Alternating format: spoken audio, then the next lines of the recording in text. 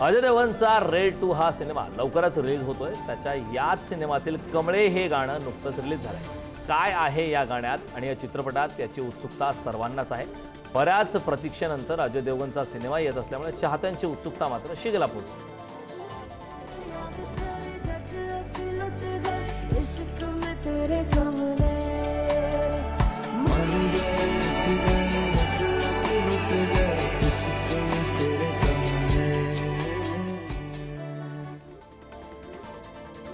अमिताभ बच्चन यांनी एक्सवर त्यांच्या फॉलोअर्सच्या संख्येबाबत मजेशीर नाराजी व्यक्त केली। एक्सवर फॉलोअर्सचा आकडा 49 मिलियनच्या पुढे जात नसल्याचं म्हणत त्यांनी काही उपाय विचारलेत।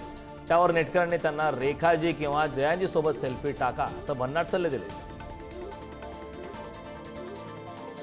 उर्वशीने तमन्ना भाटियाच्या नशा या गाण्यावर अप्रत्यक्षपणे टीका केली। उर्वशीने स्वतःच्या स्वारी बोल या गाण्याचं कौतुक करताना तमन्नाचं गाणं चांगलं नसल्याचं म्हटलं। काही वेळानंतर उर्वशीला तिची चूक लक्षात आल्यानंतर तिने पोस्ट डिलीट केली।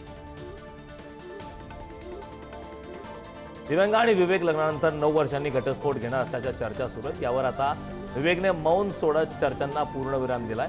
मला तर खूप हसू आलं, हे फक्त मनोरंजनासाठी केलंय, बाकी काहीच नाही, हे फेक एंटरटेनमेंट आहे असं विवेक म्हणाला।